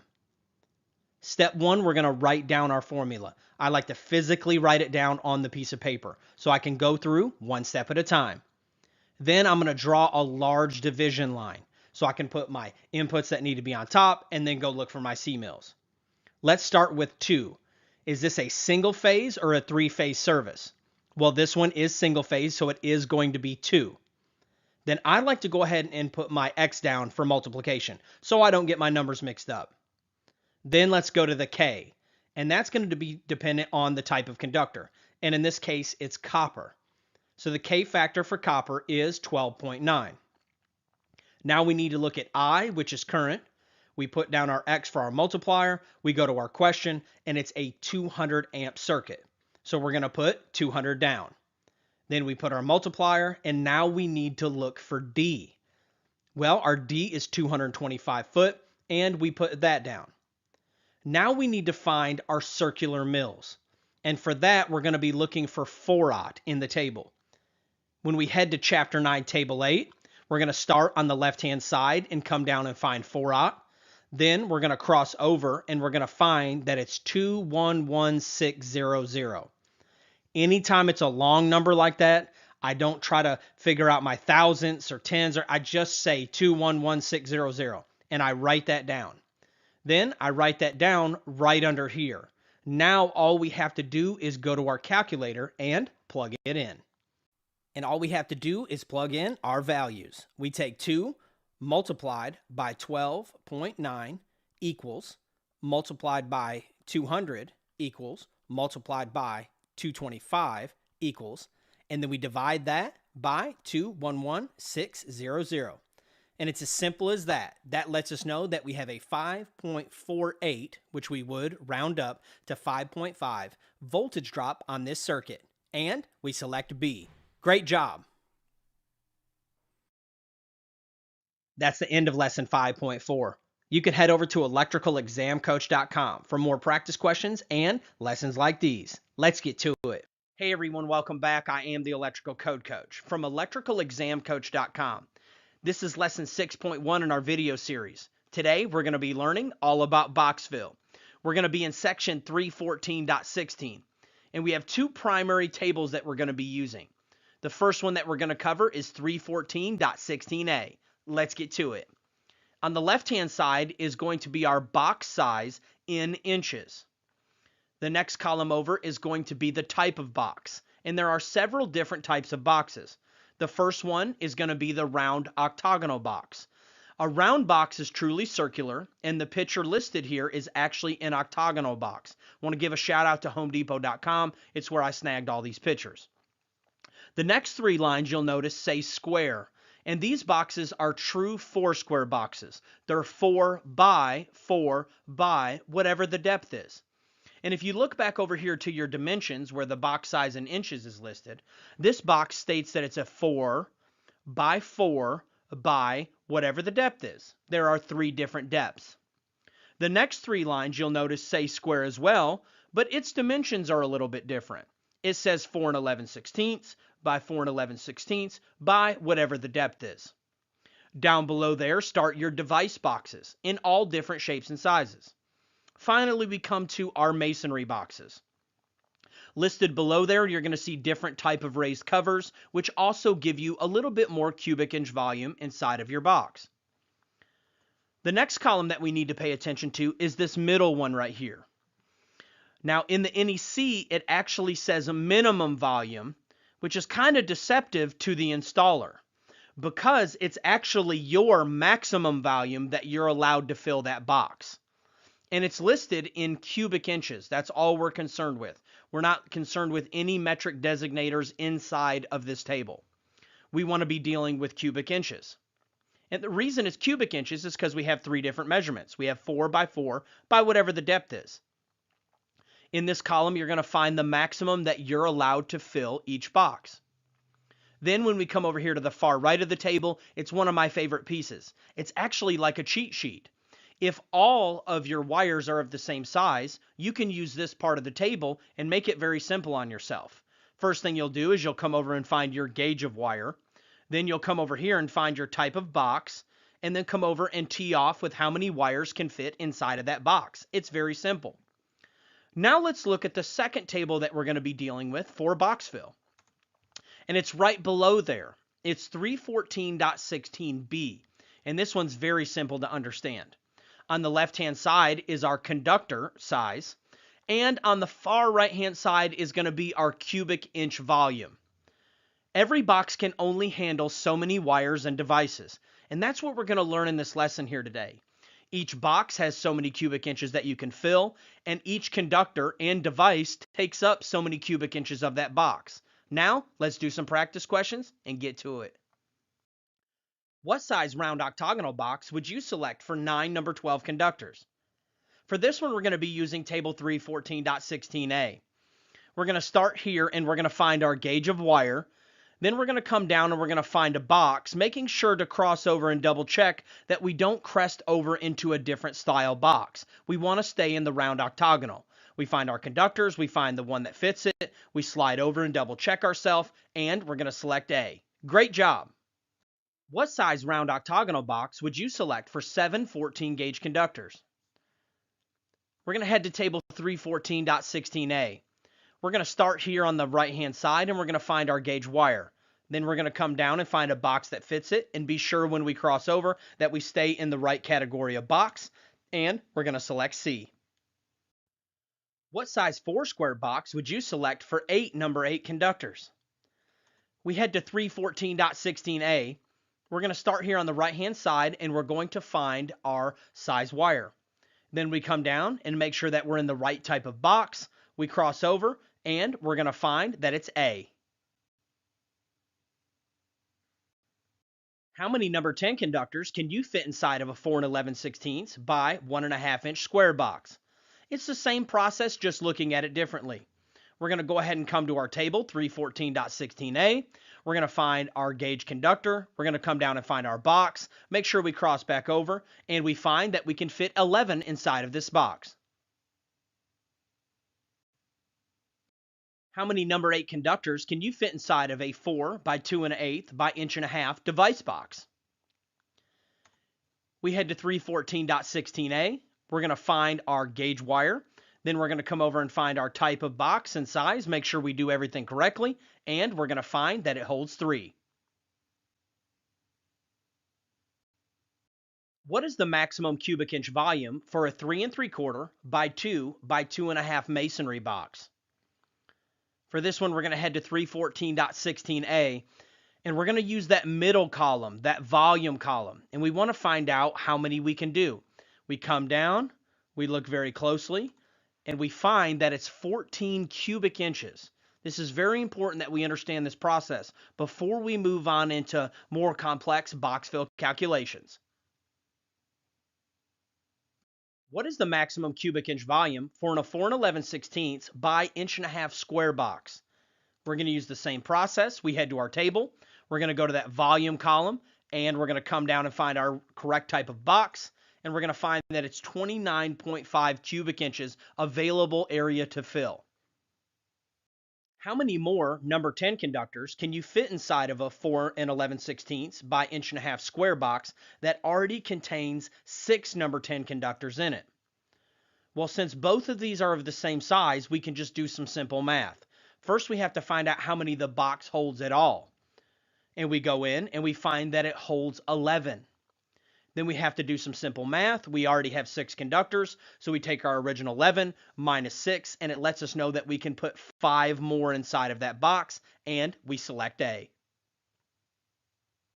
How many more number 12 conductors can you fit inside of a 4 by 2 1/8 by 2 1/8 device box that already contains 5 number 12 conductors? For this one, we're going to head back to our table 314.16a. First, let's find out how many wires it can hold originally. It can hold 6. We already have 5, so we take 6 minus 5 equals 1, and we can put 1 more conductor inside of this box. What is the cubic inch volume for a number 6 conductor? For this one, we're going to head to 314.16b. We're going to start here on the left-hand side of the table and find our size conductor. Then we're going to come over and we're going to cross over to our cubic inch volume, and we're going to select D. Great job. What is the cubic inch volume for a number 12 conductor? Head back to 314.16b, start on the left-hand side and find our size conductor, then cross over to the cubic inch volume, and it's stating that for every number 12 that's in that box, according to the count, which we're getting ready to learn, takes up 2.25 cubic inches of that box. Let's get to it. What is the total cubic inch volume you would calculate for 4 12-gauge conductors and 3 14-gauge conductors? First thing we're going to do is head to our table. Now we have to do some simple math. Let's grab all of our 12-gauge conductors first. We have 4 of them. Multiply it by 2.25. That equals 9 cubic inches. Now let's snag our 14s. We take 3 multiplied by 2, and that gives us 6 cubic inches. But now we can't forget to add them back together. Total it all up, and these conductors are taking up 15 cubic inches of this box, and we're going to select C. What is the total cubic inch volume for 3 10-gauge conductors and 5 8-gauge conductors? We head straight to our table. We do some math here. We bear out the 10-gauge conductors. Then we bear out the 8-gauge conductors. We total those two back together, and we find that it's taking up 22.5 cubic inches, and we select B. What is the smallest device box you could use to fit 4 12-gauge conductors and 3 14-gauge conductors? For this one, we're going to be using tables A and B. Let's start over here in table B and get our total count. Then we'll go to table A and find which box fits it. We do the math on our 12-gauge conductors. We do the math on our 14-gauge conductors. These conductors are taking up 15 cubic inches. The code wants to know the smallest box that will fit it. So we come over here to our middle column, the volume column, and we slide down until we find a device box that just fits it. And we're going to find that it's a 3 by 2 by 3.5. What is the smallest round octagonal box you could use to fit 3 10-gauge conductors and 3 12-gauge conductors? For this one, we're going to be using both the tables again. Let's go ahead and bear all of our math out. And we find out that these conductors are taking up a total of 14.25. Now let's head over here to table A and go down the volume column until we find the right type of box, which is right up here at the top, the round octagonal boxes. Find the one that fits, and it's a 4 by 1.5 inches. Great job. Now let's learn about the rules for box fill. We're getting ready to cover a lot of ground, and this is something that you have to master. But don't feel like that you have to master it in one pass. Watch this part of the video over and over until you thoroughly understand it. We're going to learn how to count conductors now for our box fill calculations. We have to accommodate for each wire and then also for the different devices and fittings that we use out in the field. We're not going to be dealing with equipment grounding conductors at first. We're going to calculate those separately at the end of this slide. So now we're dealing with only neutrals and hots. Each conductor counts as 1 of whatever gauge it is. So each 12 counts as 1. Each 10 counts as 1, whatever gauge wire it is. Each conductor that passes through the box counts as 1. So even if it doesn't terminate or splice inside that box, if it's passing through that box, it counts as 1 each. Each internal clamp only counts as 1 total based off the largest conductor that's in the box. Let me show you what I mean. This is an internal clamp. The clamping mechanism is inside the box. Well, it's taking up some of my space, so we have to account for it somehow. What this code is stating is it doesn't matter if I have 1 or 5 of these clamps, we're only going to count it as 1, and it's going to be grouped with whatever the largest conductor is in the box. Meaning if I have 12 and 10-gauge conductors inside that box, this internal clamp would count as 1 10-gauge conductor. All of the fittings we're going to convert over to conductors, then the conductors we're going to convert over to the cubic inches, and you'll know more of what that means as we go through this lesson. This is an external clamp because the clamping mechanism is on the outside of the box, and we don't have to count those at all for box fill purposes. Next, each stud or hickey that is present in the box shall count as one total based off the largest conductor that's in the box. Now, these are really old words, probably from the 30s if I had to imagine, but they still use them on examinations today. And this is what we're talking about. Imagine that we're hanging a chandelier. This we would call the stud or the nipple, or, this would be the nipple, this would be a nipple, but they're calling this the stud and this a hickey. And they still use this terminology on exams today, so you definitely need to understand. In this scenario here, in this picture, the stud would count as one of whatever gauge was in the box that was the largest, and the hickey would count as one of whatever gauge was in the box that is the largest. And we're going to do lots of practice, so don't worry about it. Now we need to account for device straps and yokes. What the code states is that for each device strap or yoke, it's going to be counted as 2 based off the largest conductor that's connected to the device. As we learned earlier in the program, this is a device yoke, or what we call a device strap. So each one of those, and how I like to think about it, is each gang of a box. If you have a single gang box, 2 gang box, or 3 gang box, each gang is going to count as 2 based off the largest wire that is connected to the device. So if I had a box that had 12 gauge on one switch and 14 gauge on another switch, the first switch would count as 2 12s, and the second switch would count as 2 14s. Now let's deal with equipment grounding conductors. Let's deal with the 2017 first. If you are on the 2017 code, this is how you deal with equipment grounding conductors that are in the box. It's only counted as one total based off the largest conductor in the box. Meaning it doesn't matter if you have 10 equipment grounding conductors, they all only count as one for your count total, and it's based off the largest conductor that's in the box. So if I have 10s and 12s, it's only going to count as one number 10. Now in the 2020 and in the 2023, it's a little bit different. Up to the first 4 conductors, it's going to count as 1. Then for every one that is past 4, you're going to increase it by a 1/4 inch volume. And we're going to do some practice questions with these. Just let that soak in, and when we get to the practice questions, we're going to expound on it more. If you're still on the 2017, when I come to this part of the lesson today, I want you to just fast forward through it. You don't need to learn it. It will just confuse you. 2017 will come first, and the questions will state what year I'm dealing with. Then when we get to the 2020 and the 2023, I'll let you know, and that way you can learn your respective lesson. Let's get to it. What is the total cubic inch volume you would calculate for a light box that contains 3 12-gauge conductors with 1 stud and 1 hickey present in the box? For this one, we're going to go to table 314.16b. We know that each 12 is 2.25 cubic inches. Now let's count our conductors. We know that we have the 3 number 12s originally, but now we have to deal with the studs and the hickeys. Our code states that for each stud and each hickey, they count as 1 each based off the largest conductor that's in the box. In this case, we only have number 12s, so they're going to be grouped with the 12s. So that lets us know that we have a total of 5 number 12s. That's what I meant by we're converting everything back to conductors, and then we can do our multiplication. We take those 5 number 12s, multiply it by the cubic inch volume for 12, and we end up with 11.25 cubic inches, and we would select C. What is the total cubic inch volume you would calculate for a light box that contains 3 number 12 gauge conductors, 3 14 gauge conductors, and 1 hickey present in the box? We'll head to our table. We know that each 12 is 2.25.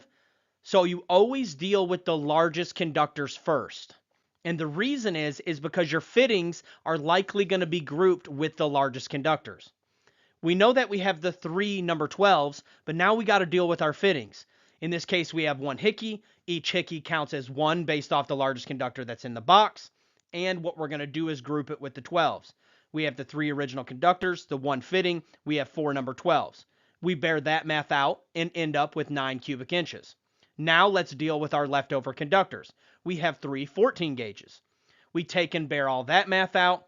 Then we total it together and we end up with 15 cubic inches that all of this is taking up in this box. This is something that you'll have to take your time and master. One of my favorite sayings is, you don't wake up on that level. You don't wake up understanding this. You don't watch the video once and get it. If it were that simple, anybody can do it. I hope it's been very easy for you to understand up into this point, but for you to truly master it, you got to get after it. What is the total cubic inch volume you would calculate for a box that contains 8 number 12 gauge conductors and 2 single pole switches in a 2-gang box? We look at 314.16b. We know that each number 12 is 2.25. Let's go ahead and count our conductors. Each device yoke counts as 2 based off of whatever wire is terminating to the device. We know we have 8 original conductors, and we only have one size wire, so we know it's going to get grouped with the 12s. And each one of those devices counts as 2, so we end up with 4 more number 12s, which gives us 12 12-gauge conductors. Now we take and do our math, we end up with 27 cubic inches, and we select B. What is the total cubic inch volume you would calculate for a box that contains 8 12-gauge conductors terminating to 2 single-pole switches, 6 14-gauge conductors terminating to 2 single-pole switches in a 4-gang switch box? This looks like a tough question, but I know that you can do it. First, we're going to head to our table so we can get our values. We know what each 12 is, and we know that each device yoke counts as 2 based off the largest wire that's terminating to the device. Let's go ahead and deal with our 12s. We know that we have 8 conductors and 2 devices for those 12s, so each one of those devices counts as 2 more, giving us a total of 12 12-gauge conductors. We take and bear the math out, and we end up with 27 cubic inches. Now we just do the same for the leftover devices. We have our 6 original conductors, and we have 4 more based off of our count, because remember, it's based off the largest wire that terminates to that device. We take and bear that math out, total the two together, and end up with 47 cubic inches. Let's get to it. What is the total cubic inch volume you would calculate for a box that contains 3 internal clamps and 4 12-gauge conductors? We head to our table. We know what each 12 is. All internal clamps count as 1 total based off the largest conductor in the box. We only have one size wire in the box, so we're good to go.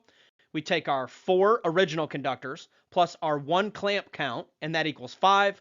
We bear our math out, and we select C. Now let's deal with equipment grounding conductors. In the 2017, all equipment grounding conductors just count as 1 based off the largest conductor in the box. 2020 and later, all equipment grounding conductors count as 1 based off the largest conductor in the box, up to 4 conductors. So 4 conductors and under count as 1 total. But when you have over 4, there's going to be a 1/4 inch volume increase that's going to be added for each additional equipment grounding conductor after 4. I'm going to teach you how to do it one step at a time. What is the total cubic inch volume you would have for a box that contained 2 hots, 2 neutrals, and 2 equipment grounding conductors, all of the 12-gauge persuasion in the 2017? Well, we know we're going to count our 2 hots, we know we're going to count our 2 neutrals, and all of the equipment grounds count as 1 total. We would have a total of 5 cubic inches. We do the math for 12-gauge conductors, and we end up with 11.25. Let's do one more quick practice for the 2017. We got 3 hots, 3 neutrals, and 3 equipment grounding conductors, all of the same size. We're going to take those 3 hots, the 3 neutrals, and then all of the equipment grounds count as 1 total based off the largest conductor that's in the box. That gives us 7. Now we bear our math out, end up with 15.75, and we select D. Let's go ahead and do one more for the 2017. We have the total cubic inch volume, and we have 3 12 hots, 3 12 neutrals, 3 14 hots, and 3 14 neutrals, and 6 equipment grounding conductors in the box. First, let's count our 12s, because that's what we're going to group all the equipment grounding conductors with, is the largest conductor in the box. We know we got 3 hots, we know we got 3 neutrals, and we're going to group all of those equipment grounding conductors, counting them as 1 with the largest, which happens to be 12. We take and bear that math out. Now let's deal with the 14s. We had 3 hots, 3 neutrals, Don't have to deal with any grounds. They've already been dealt with. We take and bear that math out, total the two together, and we end up with 27.75 cubic inches. Now let's move on to the 2020 and the 2023. What is the total cubic inch volume you would have for a box that contained 7 equipment grounding conductors, all of the 12 gauge persuasion, in the 2020 and the 2023? I left out all other conductors because you're going to use the same rules in that after you do this calculation, you group it with whatever the largest conductor is in the box, like you learned previously. What we're going to do is we're going to count the first 4 and count it as 1. And then a 1/4 inch increase for each one past 4. Sounds complicated. We're going to break it down very simply. We have 7 total, and we're going to minus 4 because those first 4 we counted as 1. So we have 3 left over, and we're going to take those 3 and multiply it by a 1/4, and that gives us 0.75. So we have a total of 1.75 conductors based off whatever the largest conductor is in the box. In this case, there's only number 12s. So we would take that 1.75, multiply it by the cubic inch volume for a number 12 conductor, and we end up with 3.9375 cubic inches for our equipment grounds. What is the total cubic inch volume you would have for a box that contained 6 hot conductors, 6 neutral conductors, and 6 equipment grounded conductors, all of the 12 gauge persuasion in the 2020 and the 2023? First thing we're going to do, we know we take the 6 hots and the 6 neutrals, and we're going to set that to the side. Now we got to deal with the equipment grounding conductors. We're going to, for the first 4, it's going to count as 1. So we need to figure out how many we are past 4. We have 6 total minus that 4. That means we are 2 past 4. For each one of those, it's going to be a 1/4 inch increase. Take 2 multiplied by 0.25, that equals 0.50. Then we have our 1 original. Then we have 0.50 add-on, so that gives us 1.50 grounds. We need to take and add that back to the 12, so we take our 12 plus our 1.50, then we multiply that by the individual volume for a number 12, which is 2.25, and we end up with 30.375. Let's get to it. All right, y'all, that's it for this lesson. You can head over to electricalexamcoach.com to unlock the Pro version and the Unlimited Testing Center. We also offer our full program on USB drive and DVD, so you can watch it offline and without commercials virtually anywhere. It also includes the MP3 files of all the lessons, so if you just want to listen to them as you drive down the road or while you're on the job site, you can do that. You can check out all that in the link in the description below. Most importantly, I want you to know that I offer 100% free coaching in life and in business. Just email me at electricalcodecoach@gmail.com. I just want to see you guys win. Let's get to it.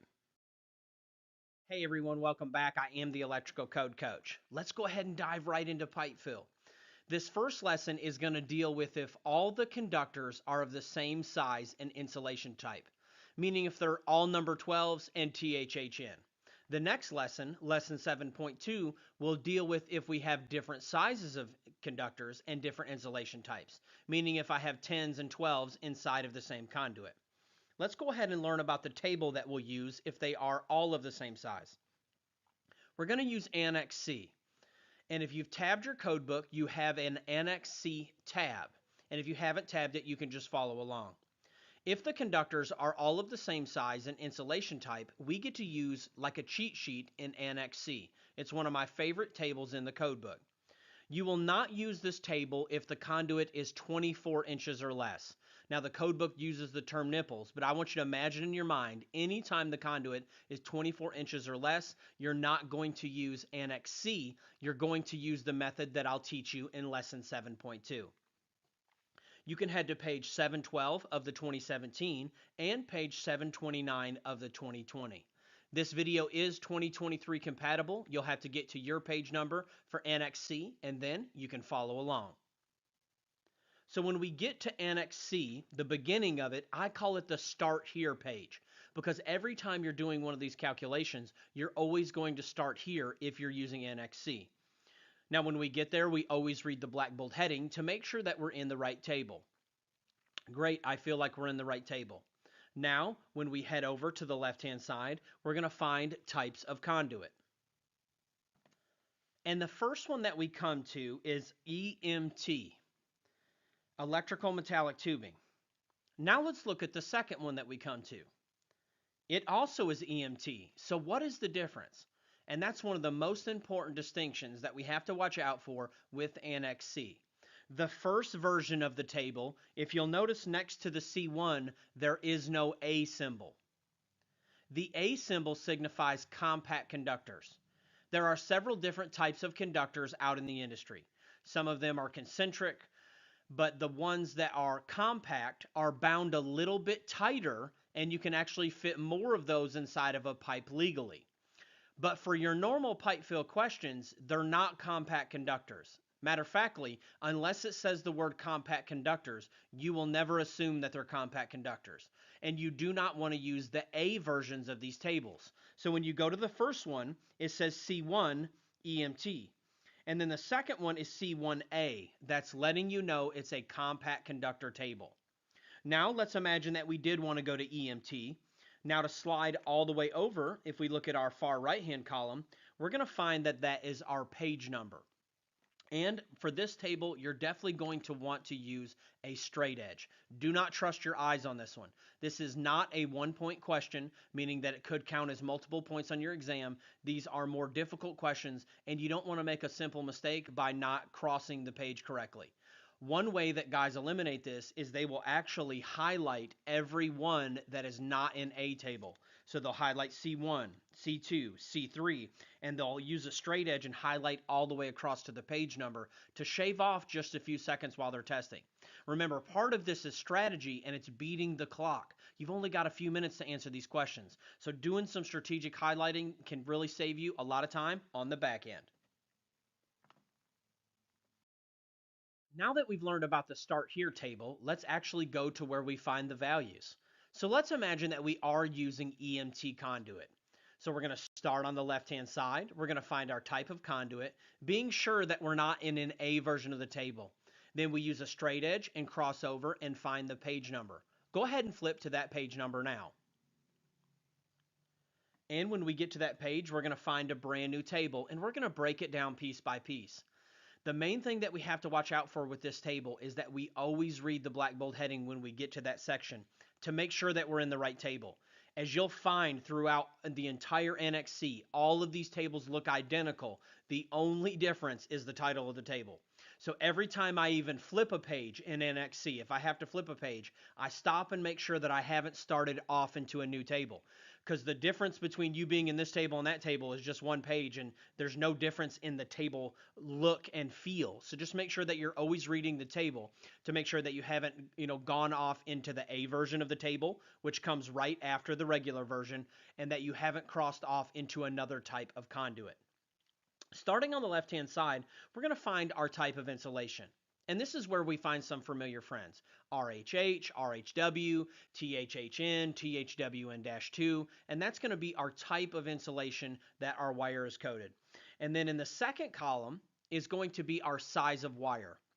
Now, you may find when you're looking that you find your type of insulation, but you don't find your size wire over there in the wire column. That's okay. Just start over until you find the type of insulation again, and then you'll cross over and eventually find your size wire. Then once you find both of those, you'll come across the top of this table, and you'll see your trade size of conduit. All of our familiar friends, 1 inch, 2 inch, 3 inch, and so on and so forth. Once we line all three of those up, all we have to do is come down and tee off, and we find how many wires can fit inside of that conduit legally. I love this table because they've done all of the hard work for us that I'm getting ready to teach you in lesson 7.2. How many THW, number 10, can you fit inside of a piece of 1 inch rigid metal conduit?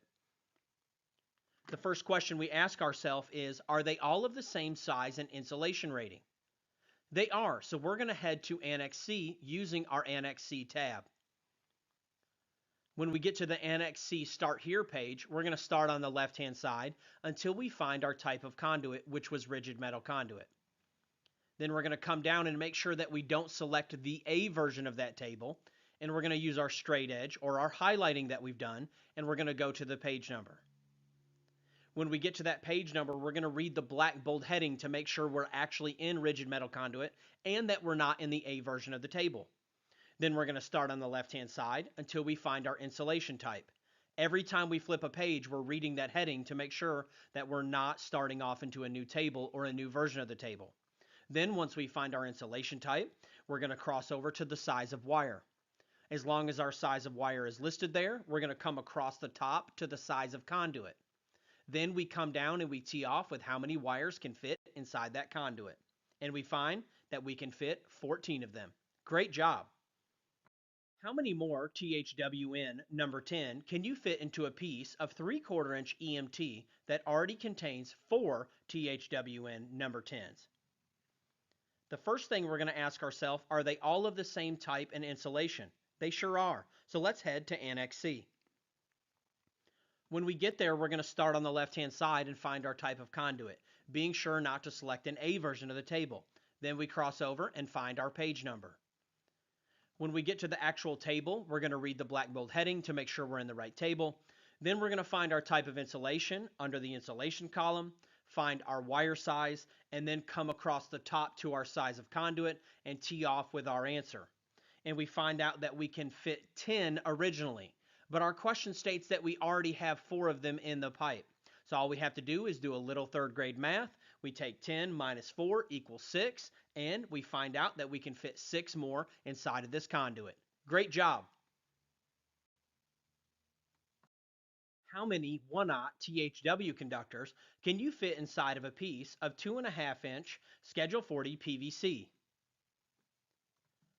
Are they all of the same size and insulation? Yes, so we're going to head to NEC C. When we get there, we're going to start on the left-hand side until we find our type of conduit, being sure not to select the A version of the table. Then we come across and find our page number. When we get to the table, we always read the black bold heading to make sure that we're in the right table. Starting on the left-hand side, looking for our type of insulation. When we find it, we go to our size of wire, come across the top until we find our conduit size. Then we're going to come down and tee off and find that we can fit 8 more conductors inside of this conduit. Great job. How many more 2/0 THHN conductors can you fit inside of a piece of 3 inch Schedule 80 that already contains 5 2/0 THHN conductors?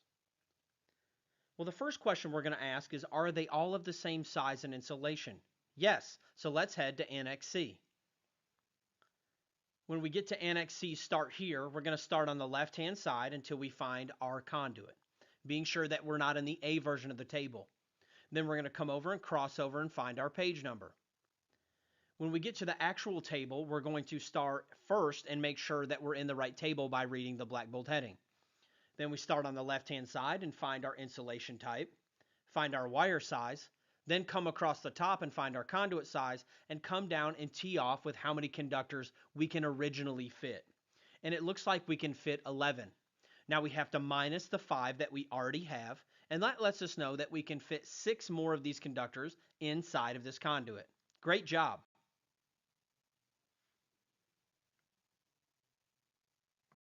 How many more number 10 THWN-2 conductors can you fit inside of a piece of 3/4 inch Schedule 80 PVC that already contains 3 number 10 THWN-2 conductors? The first question we're going to ask ourselves, are they all of the same size and insulation type? They are, so we're going to head straight to NEC C. When we get to NEC C at the Start Here table, we're going to start on the left-hand side until we find our type of conduit. Then we're going to verify that we're not in the A version of that conduit. We're going to slide over and find our page number. Then when we get to the table, we're going to read the black bold heading to make sure that we're in the right table. We start on the left-hand side and we find our insulation type. Then we find our wire size. Then we come across the top and find our conduit size. And we're going to find that our starting value is 7. We have to minus the 3 conductors that we already have, and that's going to let us know that we can put 4 more.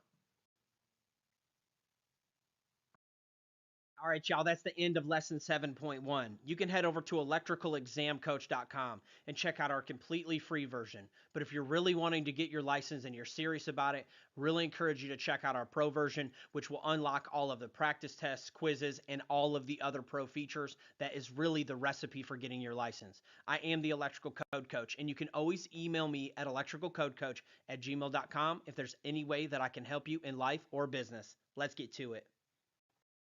Hey everyone, welcome back. I am the Electrical Code Coach, and we're picking right up in pipe fill. This is lesson 7.2. So in our previous video, we learned that if the conductors are all of the same size and insulation type, we can just head straight to NEC to answer all of our pipe fill questions. But when they're not, we're going to learn about what to do today. We're going to learn about Chapter 9, Table 4 and Chapter 9, Table 5.